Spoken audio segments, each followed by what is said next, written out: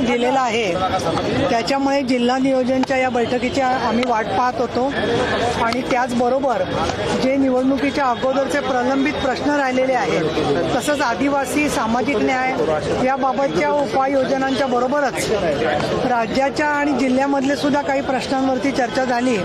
आणि माननीय आपले पालकमंत्री अजितदादा पवार याच्यावर बोलतीलच, परंतु ज्या ठिकाणी GBS पासून प्रतिबंधात्मक कारवाईची गरज आहे तिथे पाणी उकळून पिणं आणि ते व्यवस्थित उकळून थंड करून पाणी जर का प्यायलं गेलं, त्याचबरोबर प्यायचं पाण्याचे नळ आणि मैल्याच्या वाहिन्या ह्या जर का कुठे एकत्र येत असतील तर त्याच्यामुळे सुद्धा पाणी अशुद्ध प्यायचं होऊ शकतं आणि त्या दृष्टीने नागरिकांनी आपापल्या भागामध्ये असं काही घडलंय का याच्याबद्दल सुद्धा दक्षता ठेवली पाहिजे।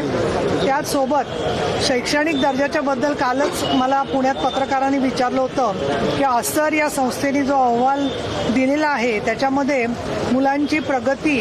ज्या प्रमाणात व्हायला पाहिजे होती तशी झालेली दिसत नाहीये, तोही मुद्दा मी उपस्थित केला आणि त्याच्यावरती बाकीच्याही सदस्यांनी लक्ष वेधलं आणि आपण आदर्श शाळा बनवतोय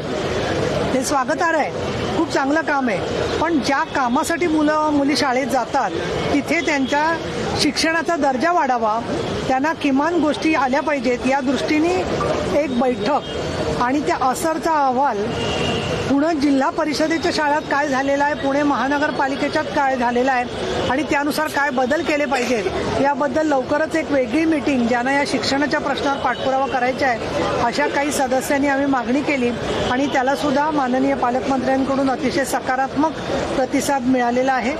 मेट्रोच्या संदर्भात आणि आदिवासी आणि विशेषतः सामाजिक न्यायाच्या योजनांवर देखील एक स्वतंत्र बैठक घेतली जाणार आहे। GBSच्या पार्श्वभूमीवर आर्थिकचा निधी मिळावा याबाबत काय चर्चा झाली? ते मुळामध्ये सदस्यांनी जे प्रश्न उपस्थित केले त्याच्यामध्ये एक आला मुद्दा की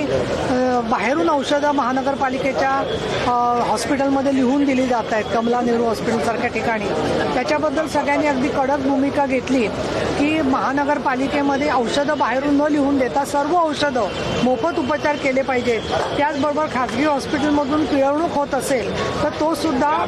जी माहिती आहे ती जर का सरकारकडे आणि जिल्हाधिकाऱ्यांकडे पोहोचवली तर कोविडमध्ये जसं हॉस्पिटलना पैसे परत द्यावे लागले तसं त्यांना पिळवणूक करता येणार नाही आणि त्याचबरोबर वेगवेगळ्या प्रकारच्या हॉस्पिटल्सची माहिती लोकांना होत असताना त्यांच्या जवळच्या हॉस्पिटलमध्ये सुद्धा सुविधा उपलब्ध झाल्या पाहिजेत। निधी राज्य सरकारकडे याबद्दलसाठी व्यवस्थित आहे, DPCमध्ये निधी आहे आणि निधीची कुठली कमी पडू दिली जाणार नाही अशी ग्वाही सन्माननीय पालकमंत्र्यांनी दिलेली आहे।